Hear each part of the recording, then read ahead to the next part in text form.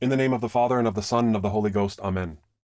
It seems best to begin by giving a definition of what this 9-hour seminar is all about. This 9-hour seminar provides tips or secrets regarding how to succeed in the difficult task of working with volunteer choirs at a Catholic church. Broadly speaking, it's based upon lectures which I have given over the last decade at the annual Sacred Music Symposium.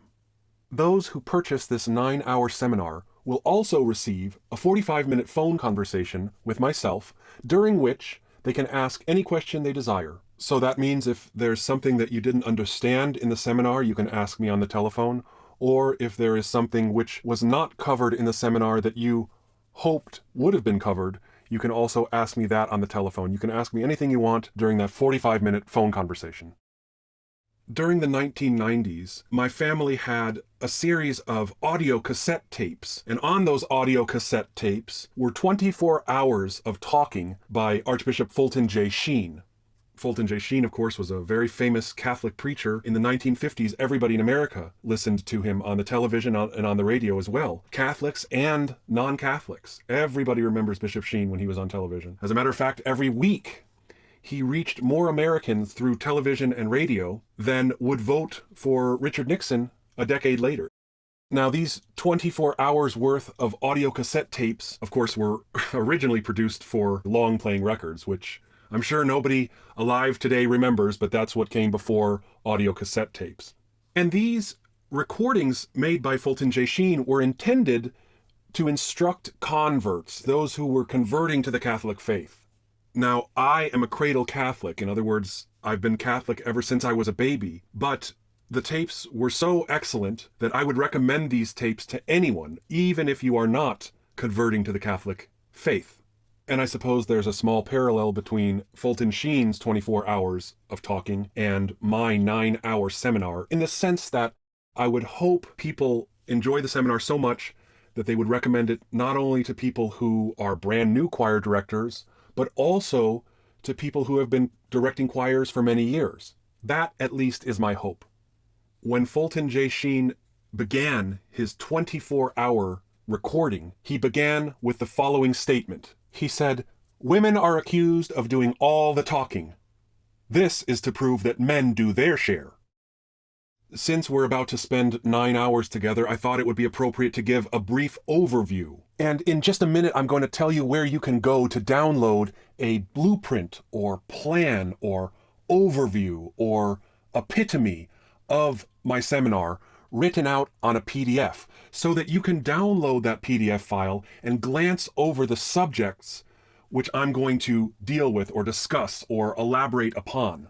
And if you are trying to decide whether to purchase this 9-hour seminar, obviously you should listen to this introduction, but also you should download that blueprint so that you can look over the topics. And that's probably an excellent way to decide whether you want to purchase this seminar.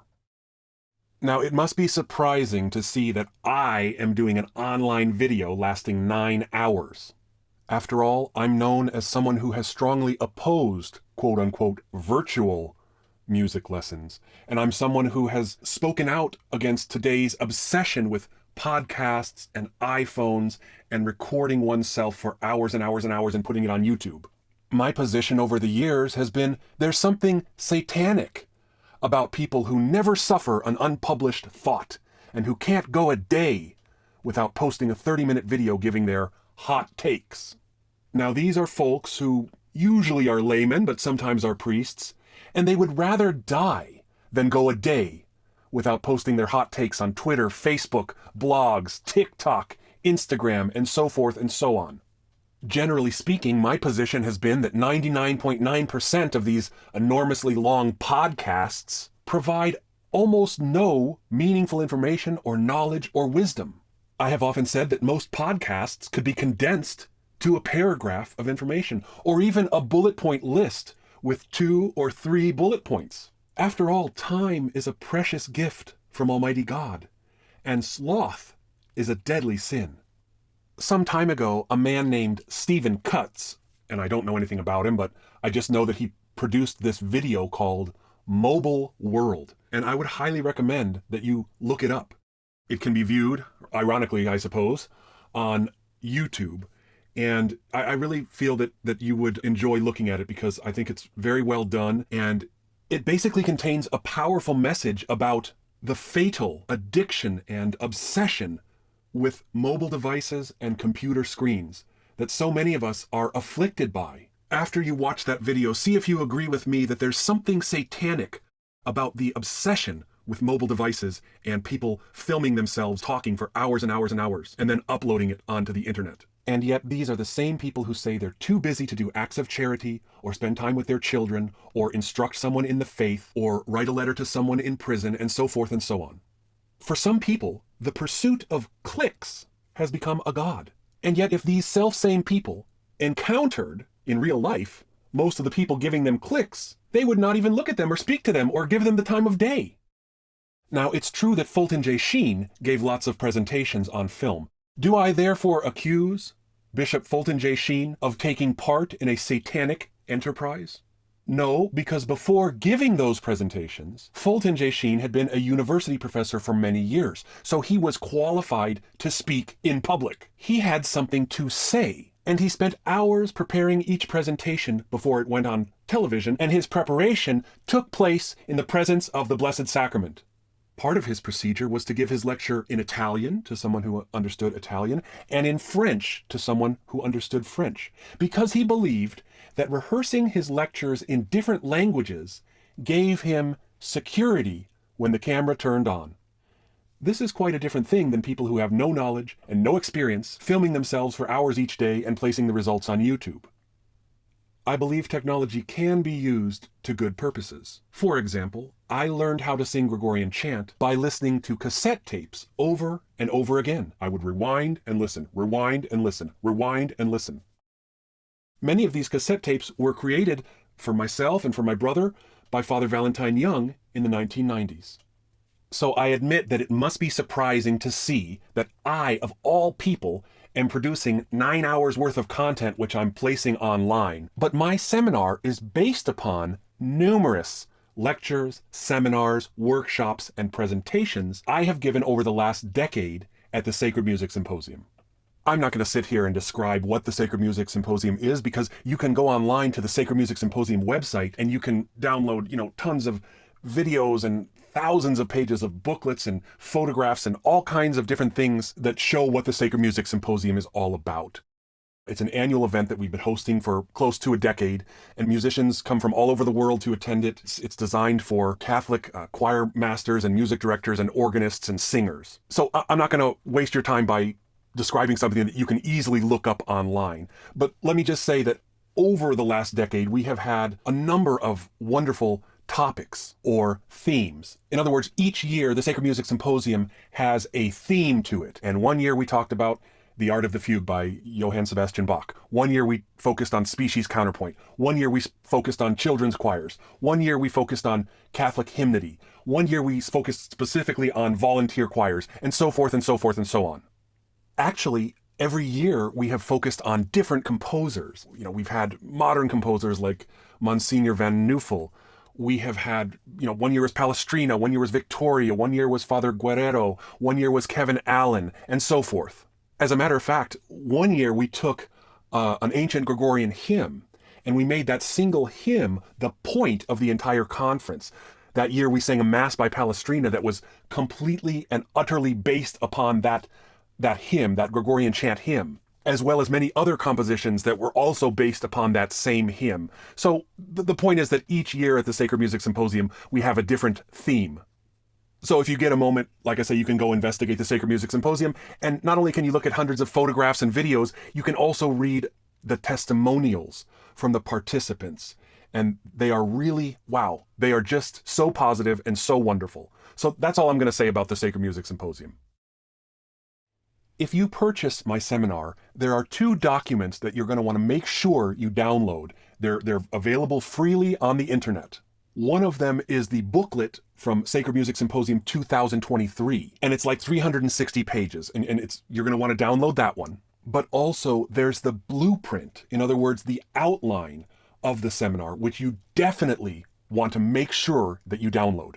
For one thing, as I already mentioned, you can look over all the different topics and see whether the seminar is something that you want to purchase. But even after you purchase the seminar, you will want this blueprint because you can keep track easily of which ones you've watched. You can pencil in items, you can highlight items, you can make little notes. You can use it as kind of a working document and circle things that you really liked and you want to go back to, and so forth and so on. So those are two documents that you really want to download if you purchase this seminar. And both of them can be downloaded at ccwatershed.org/seminar. When I was growing up, there was a show called Yogi Bear, and he always said something like, "I'm smarter than the average bear." And if you're a person who is smarter than the average bear, remember that you can watch my seminar at a faster rate of speed. So there's different ways you can click on the video, and instead of watching it at normal speed, you can watch it at 2x. So some of you might want to remember that, especially if you think that I talk too slowly, or if there's a section you're not really interested in, but you also don't want to just completely skip it because I might have something hidden in there, something really cool that you would be sad to miss. I want to make something absolutely clear. Some people might find Monday's presentation a little bit technical or dry or boring or worthless or whatever word you want to use. But I placed it on Monday intentionally because remember that when the people come to the symposium on the first day, they're very excited. And so they're receptive to whatever we give them. And what I'm trying to show or teach or demonstrate by doing that is that the school year or the semester or the choir year at your church has a rhythm to it. What do I mean by saying it has a rhythm to it? I'm talking about the fact that a teacher in school doesn't introduce a very dry and difficult and technical subject on a Friday afternoon, because the students will not be receptive to that topic on a Friday afternoon. And that's the point I'm trying to make, is that when you are directing your choirs, you have to understand that there are certain times when you should introduce certain things, and there are certain times that you should use items that are a little bit less heavy or more fun. But you can't do fun stuff all the time. That's not good either.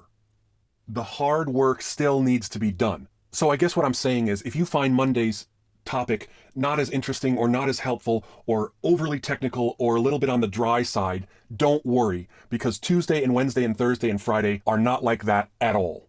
And of course, I'm not encouraging anyone to skip Monday, but I'll let you in on a little bit of a secret. I actually did include a very brief review at the beginning of Tuesday's talk. Now, some people will be very much tempted to skip around or skip ahead to topics like how to recruit choir members or how to rehearse with volunteers and everything like that. I understand that. I understand that some people will be sorely tempted to just skip to topics like that. But I can tell you the seminar is a progression from point A to point B to point C to point D to point E and so forth. So I would encourage you to consider not skipping around. I would encourage you to take the days in the order I have given them and to have a pen and paper at your side so that you can take notes or highlight things that you believe are particularly insightful or useful or good. By the way, speaking of the rhythm of the school year, Thursday's presentation is especially awesome, and I think you're really going to like it. It's much longer than the other presentations. It's slightly longer than 3 hours. But again, my seminars were designed with the golden ratio or the golden mean or the golden segment in mind. And that's why Thursday is the height or the apex or pinnacle or climax of the whole seminar. It was not easy to choose a title for my seminar because my seminar deals with so many awesome and amazing topics. One possible title that I could have chosen for my seminar would have been something like Disguising Music or The Disguises of Music. And everybody who attended the Sacred Music Symposium in 2023 received a little present from me. I gave each one of them a little plastic mustache, a little plastic disguise, because in my seminar, that is to say, in each day of my seminar, in each presentation, I show or demonstrate or explain the way that composers, great composers, have disguised melodies. And of course, I'm not going to go into that now because this is just the introduction. But let me predict that you will be astounded when you learn all the ways that great composers disguise melodies and themes. And we're talking about composers from Marenzio to Murray, from Animuccia to Allen. let me toss in something here because there's nowhere else to put it. I want everybody to know that we have an entire section of the Corpus Christi Watershed website which has hundreds and hundreds of rehearsal videos for fantastic polyphonic music. And so I just want everybody to know that you might want to be using that website because there's hundreds and hundreds of videos. We're talking about motets, we're talking about hymns, we're talking about mass settings, Kyrie Sanctus, we're talking about English music, Latin music, and so forth and so on. And so again, I didn't have anywhere else to put this, but I just wanted to let you know, if you're a choir director, you probably want to check out L'Allemant Polyphonic. All of the rehearsal videos are available for free. They're waiting for you. And by the way, it's named in honor of Saint Gabriel L'Allemand, who was one of the most powerful saints of North America. Preliminary statement number 1. The truth. At the end of the day, the music at Mass should be correct. The ears of Catholics ought not be assaulted when they go to church. The music must not be too loud, nor should it be too soft. I've been to huge cathedrals and huge churches where they have just a handful of singers or a tiny little organ and the music is too soft, and that's not correct. That's not the way it was meant to be. That's not the way it should be, especially with pieces that demand a little bit of grandeur. It's not right to be so soft that you can barely hear it. And people are asking, oh, is a choir up there singing? I can barely hear them. So just as it's terrible and insufferable and reprehensible for the music to be too loud, it shouldn't be too soft either, especially depending on the particular type of piece. The music should not be sloppy or out of tune. And you say to yourself, well, that's obvious. But is it obvious? Is it obvious when 99.999% of priests are not willing to pay for a musician, or they're not willing to pay a just wage or a living wage? For example, a music director who has a family, because, perhaps they don't care or they are indifferent. And so the music ends up being sloppy and out of tune and terrible and unbearable. That's not right, my friends. If we think about matters in a sober and thoughtful way, everybody would agree the music should not be sloppy or out of tune. And I really believe that part of the reason, as I just said, part of the reason music is a mess is because so many priests are unwilling to even pay for a musician, or they don't pay him a just wage, so he has to work 3 or 4 or 5 jobs at the same time, and he doesn't have proper time with his family, and he doesn't have time to reflect and take time off. That's not right. The music should not be sloppy or out of tune or too loud or too soft. Catholics are there to pray. The music should lift one up and pass along our Catholic musical heritage, what Vatican II referred to as the Thesaurus Musicae Sacrae, that is to say, the treasury of sacred music. And of course we know the Fathers of Vatican II said that the treasury of sacred music is to be preserved and fostered with great care, and unfortunately we all know that that has not been done. And musicians bear some responsibility for this, and of course we'll talk about that in this 9-hour seminar. Some young men are obsessed with singing from cool-looking books with gilded pages, such as the Liber Usualis. But what is the sonic result? In other words, you may be singing from an impressive book, a book that looks really cool, but what is the sonic result? The Liber Usualis, speaking candidly, has all kinds of disadvantages. For example, it contains no psalm tone versions. Its pages are quite thin, meaning marking with a pencil might destroy them. Its fonts are quite small. Rubrics are sparse and often are written in Latin. All kinds of extraneous music is included, such as matins. It contains no starting pitches, and so forth. Again, at the end of the day, the music, when Catholics go to church, should be correct and good. You may be singing from a cool-looking book, but what is the sonic result? In other words, what does it sound like? It would be better to sing from a Xerox copy if the music that's produced is beautiful, rather than to sing from a cool-looking book if there's no starting pitches, so you delay the Mass and you start too high, and it's a piece that's beyond your capability, such as what's in the Liber Usualis for the first Sunday of Lent, for example. I think the tract is like 25 pages long. Again, when we think about matters thoughtfully and soberly, I think we can all agree, when Catholics go to church, the music should be correct. Preliminary statement number 2. Tips. There are certain things I can't teach you in these lectures. For example, I cannot teach your ears to recognize whether a choir sound is balanced or out of tune. On the other hand, there are certain tips I can pass along to you. For instance, during the warm-up before Mass, it's a very good practice to have your choir sing back the order of pieces They will sing when Mass begins in a few minutes. And we will discuss this more during the seminar. I just wanted to make the point that some tips can be passed along. Preliminary statement number 3, being honest. It's important to be honest, even when it hurts or it may offend. For example, I've known music directors who spend all week practicing their big postlude on the pipe organ. They don't work with choir members, they don't recruit new choir members, they don't make rehearsal videos, they don't spend time searching for new repertoire, they don't visit other choirs to pick up tips, etc., etc., etc. When Sunday comes along, the choir sounds terrible. Furthermore, nobody hears or appreciates the big postlude because everybody is too busy walking out of church and talking. The pastor won't be happy with that situation, and can we really blame him? By the way, what good is a $4 million pipe organ if the choir sounds terrible and the choirmaster is not paid a living wage? So again, I try to be honest in this seminar, even though I know it can hurt sometimes. I'm sure that over the next 9 hours, I will say something that you don't like or that you disagree with, or you try it and it doesn't work for you, and so forth. And that's normal and natural and predictable. But hopefully you get some really good advice from this seminar, even if you don't adopt every single thing I say. Preliminary statement number 4, not written down in books.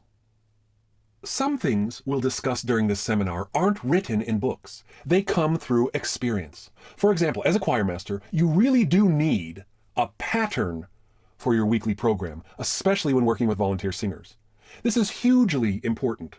Consider the offertory each week.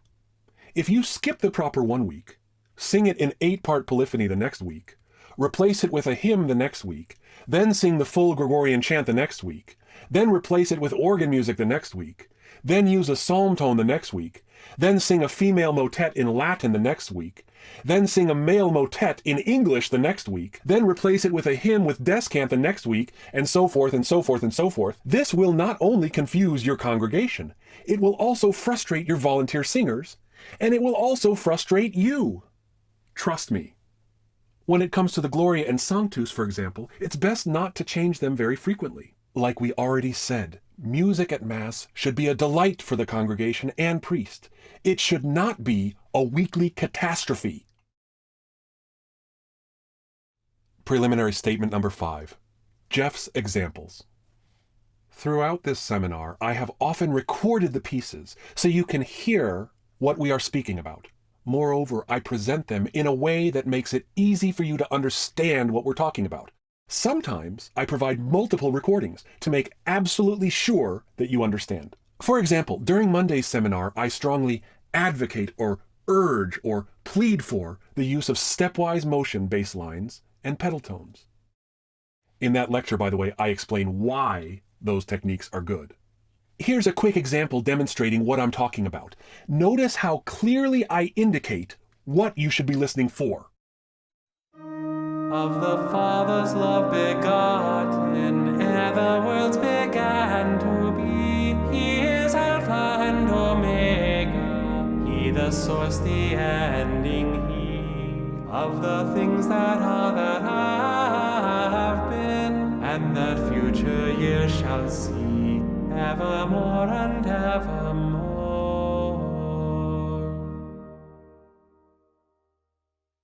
So you had no difficulty seeing the descending stepwise bass motion.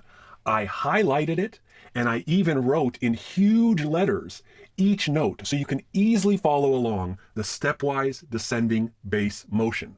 And of course, you can stop the video and rewind and listen to it, and I hope you will. And not only that, I hope you will sing the bass line along with the recording. I really encourage you to stop the video, go back right now, and do that a few times. I'll also show you the same piece, the same harmonization, but instead of organ and singing voice, now I show it to you in SATB harmonies, again, to bring out for you that descending stepwise bass line. And here it is. Of the Father's love begotten, ere the worlds began to be, He is Alpha and Omega, He the source, the ending, He of the things that are, that have been, and that future years shall see, evermore and evermore.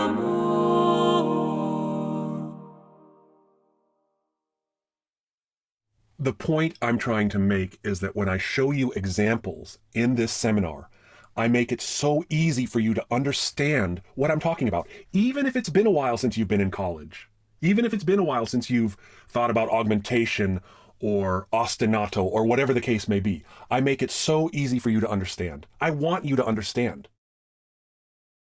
Preliminary statement number 6, we teach. Everything about the Sacred Music Symposium was designed to teach.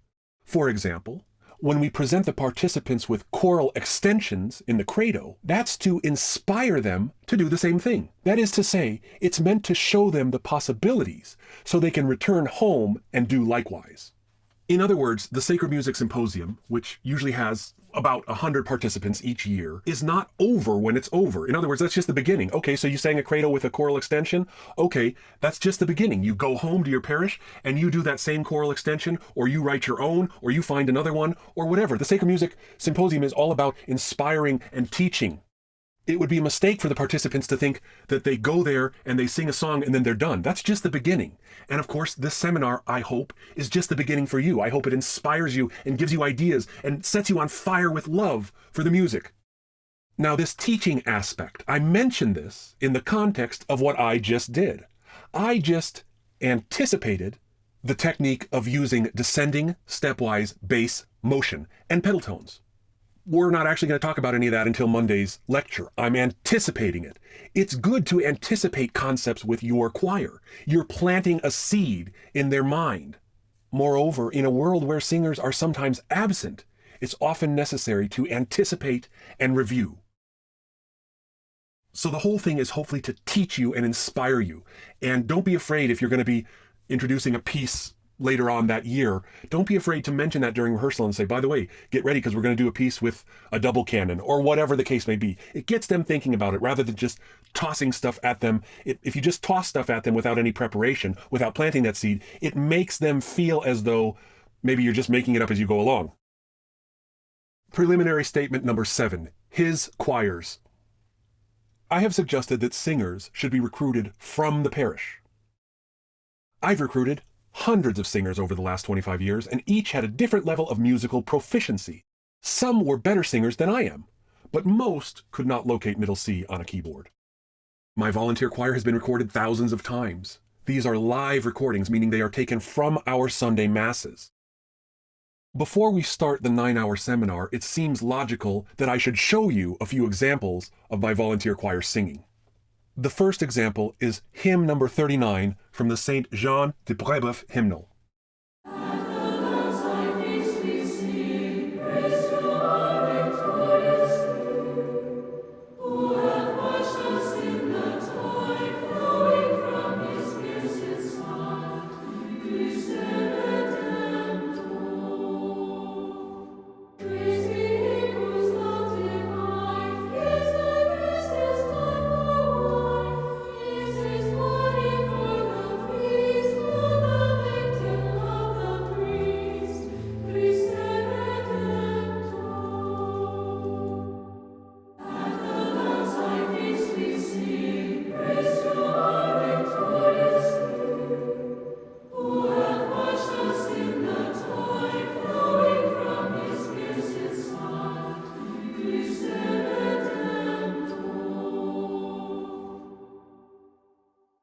Now, that recording is far from perfect, but I would suggest to you that for a volunteer choir, and remember, most of the singers cannot read music. Most of the singers cannot read music. For a volunteer choir and a live recording from Mass, that's a halfway decent choir sound. The second example comes from O Magnum Mysterium. It's an excerpt from the motet O Magnum Mysterium by Father Victoria, and we sang it just a few days ago.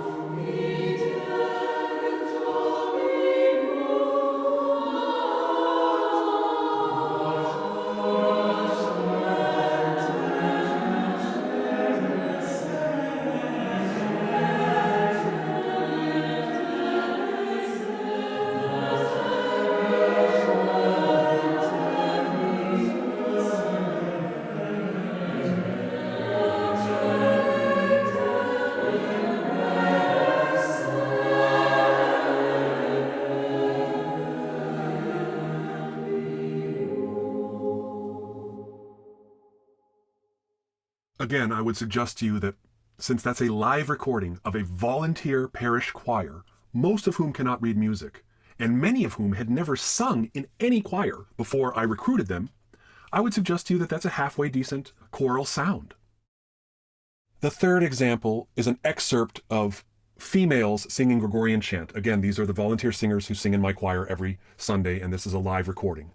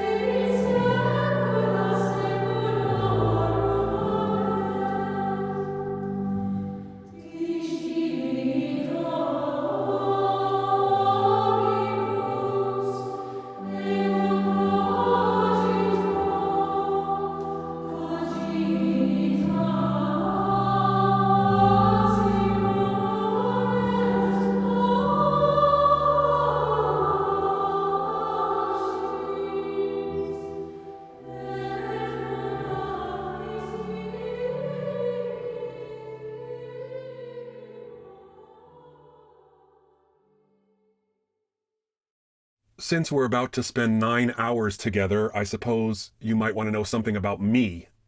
My primary vocation is not choirmaster. My primary vocation is as a father and husband. I'm married with 3 children.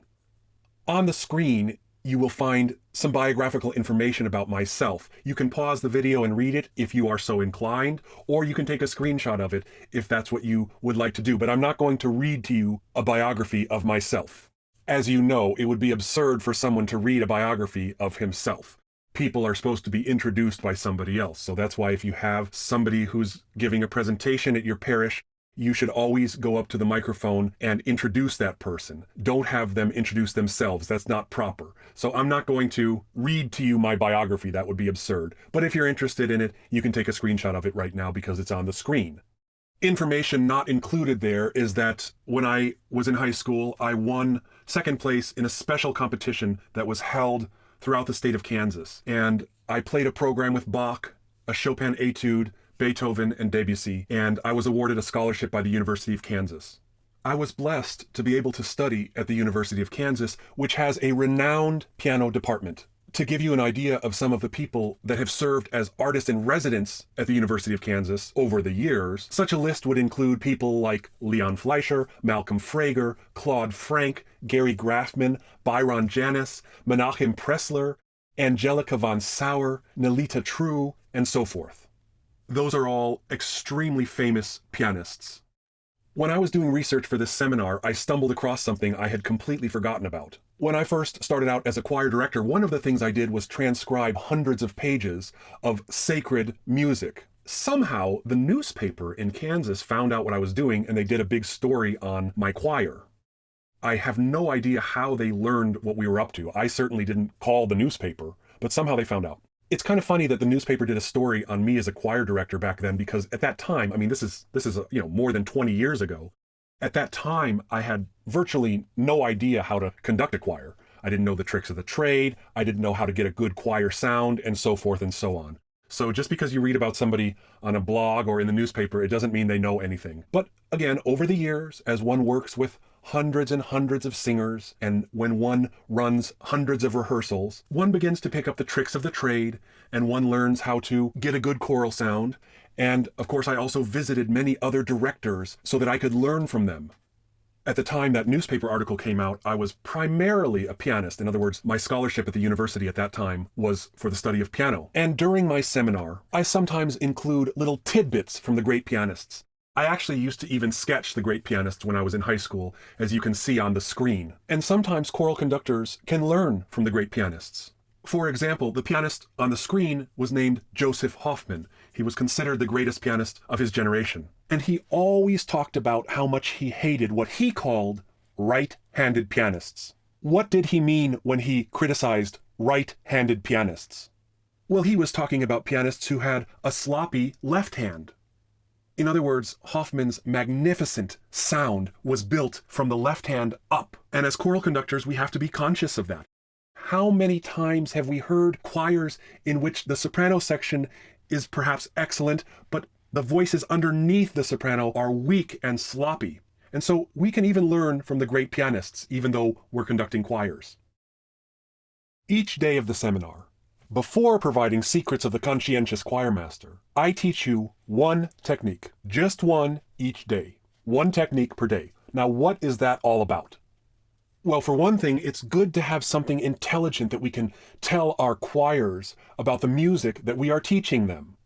And so by showing you one technique each day, whether it's augmentation, whether it's stretto, whatever the case may be, this might jog your memory about some of the stuff that you learned in college, or it might be something that you've never learned before, but it can help you have something intelligent to tell your choirs about the music that they're singing. But more importantly, we remember the words of Father Robert Scaris: the life of a choirmaster is a life of sacrifice. I believe that the vocation of choirmaster in the Catholic Church is such a difficult vocation. You cannot succeed unless you are filled with love for the music. And so why do I teach you one technique at the beginning of each seminar, one technique per day? The reason is to help you rekindle that love so that you can't wait to get to choir rehearsal, because you can't wait to share the magnificent repertoire that you've chosen, and you literally cannot wait to share this music with your volunteer singers. One of my theory professors always used to say, an example is worth 1,000 words. So let me give you a quick example of the type of techniques that I talk about in my seminar. And for this example, I will take a section of the creed. Now, I personally don't recommend singing a full polyphonic credo in today's environment for a variety of reasons.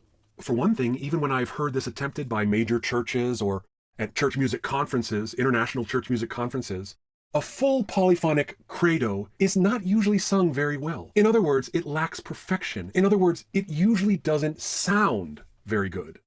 A better plan might be only to sing certain parts of the credo in polyphony, and that's what we do at my parish. For example, there would be nothing wrong with using the following et incarnatus est, which we're about to talk about, and singing the rest of the creed in plain song. There would be nothing wrong with that. For example, Dr. Horst Buchholst, who has served as choir director at major cathedrals in the United States, will often sing the entire creed in plain song, but he'll sing the et incarnatus est in polyphony. So the little excerpt of the creed, which we're about to discuss, comes from a mass by Father Cristobal de Morales. It's a mass called Missa Mille Regrets. And I quickly wrote out the different movements to this magnificent mass setting, one of the greatest mass settings of all time. And you can see that, the Kyrie has 3 sections, the Gloria has 2 sections, the Credo has a bunch of sections, the Sanctus has a bunch of sections, and so forth. And we're not going to talk about any of those. We're just going to talk about one section from the Creed, et incarnatus est. Now, I could explain how it imitates the chanson, but I'm not going to do that. That's why I used a red pen to cross that out. You can see that it's crossed out. I could also explain how it relates to the other sections, but I'm not going to do that either. And that's why I crossed it out with a red pen. As you can see, it's crossed out.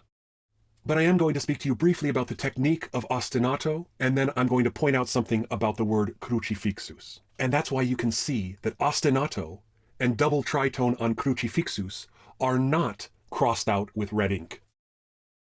Ostinato was a technique that Morales used to perfection.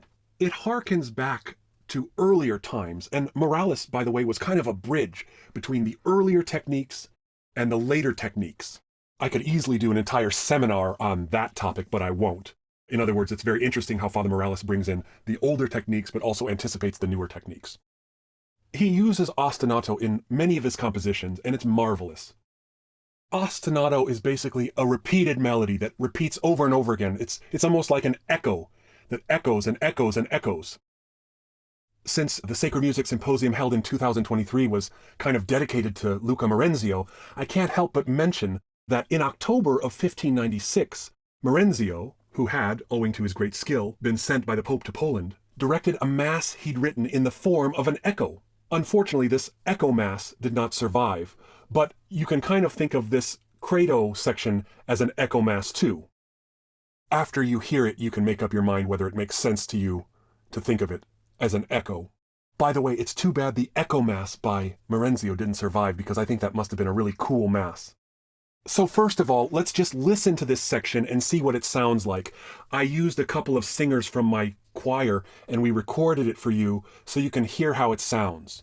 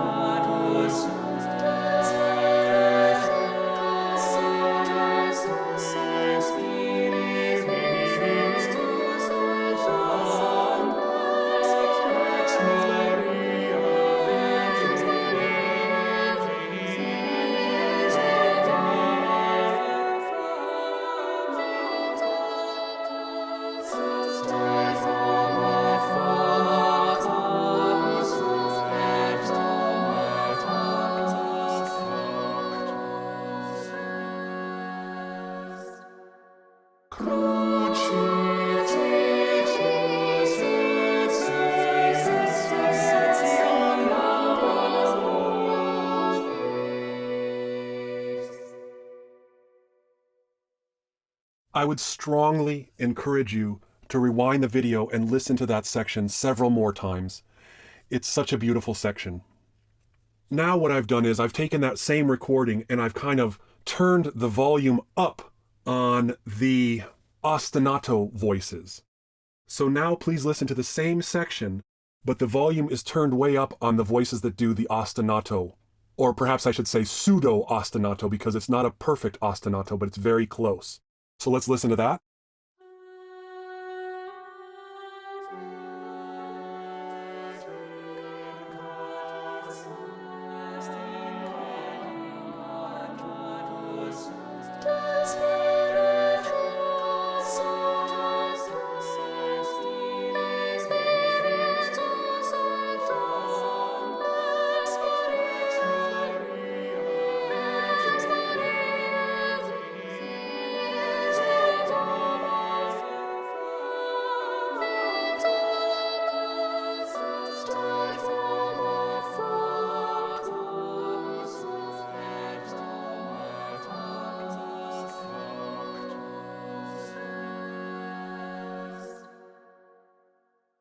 So at this time, I would strongly encourage you to rewind the tape and listen again and see if you can hear how I turned the volume way up on the ostinato voices that have that repetition over and over and over again.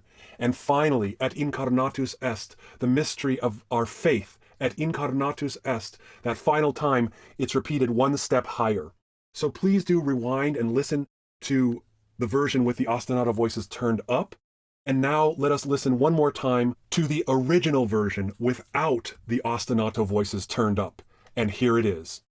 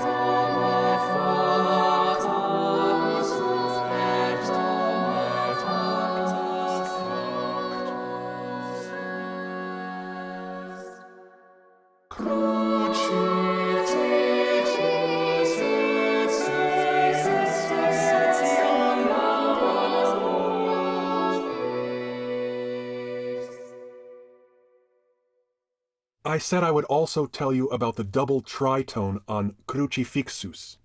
For the ancient composers, the tritone was a very significant and special interval. Some composers used the tritone to signify the crucifixion of our Lord, and we see that in this instance, Father Morales does precisely that. He has the alto and the first tenor have a skip of a tritone from their ending note in the Et Incarnatus section to the beginning of the word crucifixus. So both the alto and the tenor skip an interval of a tritone. And by the way, there's also instances of voice crossing going on, which for some composers also signify the crucifixion. You can see that the alto is lower than the first tenor here. But leave the voice crossing aside and just listen to the tritone. I'm going to play it for you several times over and over again here and see if you can hear that special interval, that special tritone, not only in one voice, but a double tritone right into the word crucifixus. It's how Morales honors or signifies or draws attention to the crucifixion of our Savior.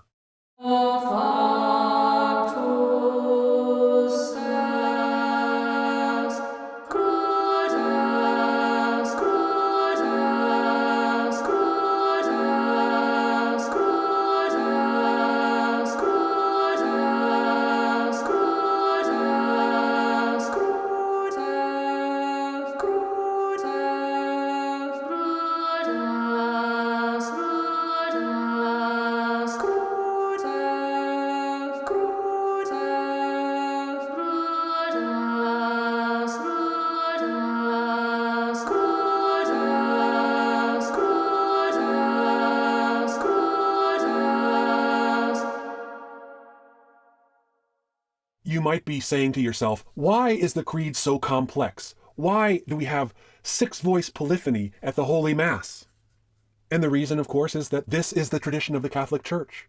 There's a reason the Creed is so complicated. There's a reason, as a matter of fact, the Kyriale, the official Kyriale of the Church, contains about 25 different Mass settings. There's a reason why, in the Middle Ages, there were more than 250 different settings of the Agnus Dei composed. And when I say 250 different settings, I'm talking about 250 different settings that we know about. In other words, that have survived. There is a reason the Creed is so complex. It's because it will speak to you no matter what your musical level or proficiency is. In other words, every time people go to Mass, we have old people, we have young people, grandmothers, children, mothers, fathers, single people, people who are very smart, people who are not as smart, people who are experts in music, people who barely know any music at all. These people all come to the Holy Mass. And polyphony, such as this little tiny excerpt that we've just looked at, meets everyone on an appropriate level. So for example, someone who doesn't know anything at all about music can hear this Creed and fall in love with this Creed and appreciate this Creed. And their minds and their hearts and their souls can be moved and uplifted by this Creed. And hearing it can make someone want to learn more about the Creed and want to learn more about the Catholic faith and want to learn more about Jesus Christ. And that's just someone who doesn't know anything about music, whereas someone who has studied music their entire life experiences delight when they hear the Polyphony of Morales and the way that he signifies the crucifixion by that double tritone, that striking double tritone. And they can hear different aspects of the Creed, the 6-voice polyphonic Creed. Every time they go to Mass, and every time they hear it, they'll hear something different. They'll experience delight through a different aspect of the Creed. And so that's the answer. That's the reason polyphony is complex and Catholic music has depth to it. So that no matter what level of music proficiency the people in the pews have, they can be moved by the Thesaurus Musicae Sacrae that the Fathers of Vatican II solemnly declared was to be preserved and fostered with great care. The greatest musician in the world would be moved if that person heard this Creed by Morales. And even a person who doesn't know anything about music would be moved if that person heard this Creed by Morales. I don't have time to go into it at this point in time, but I can tell you that Mass should be beautiful. It should be uplifting, and it should be a delight. And we see that in the architecture of the Catholic Church, and the music of the Catholic Church, and the artistic works such as sculpture and paintings of the Catholic Church. This is the tradition of the Church. Mass should be beautiful, it should be uplifting, and it should be a delight. And there's yet another reason why the music of the Catholic Church can be complicated, such as this Credo by Morales. Psalm 18 says, Celi enarant gloriam Dei, et opera manuum eius annunciat firmamentum. See how the skies proclaim God's glory, how the vault of heaven betrays his craftsmanship. The beautiful order of polyphony is a reflection of the infinite complexity of the universe, the infinite and beautiful complexity of God's creation. I have placed as much information to help you into this 9-hour seminar as I could. But of course, there's so much more that could be said about the vocation of a choir director And it reminds me of the ending of the Gospel of St. John. We remember that St. John was the disciple whom Jesus loved. At the Last Supper, St. John placed his head on our Lord's heart. St. John's Gospel ends by saying, "There is much else besides that Jesus did. If all of it were put into writing, I do not think the world itself would contain the books which would have to be written." And so I hope this 9-hour seminar is of assistance to you and inspires you and helps you and fills you with joy. But of course, there is still much else that could be said. Now from the rising of the sun unto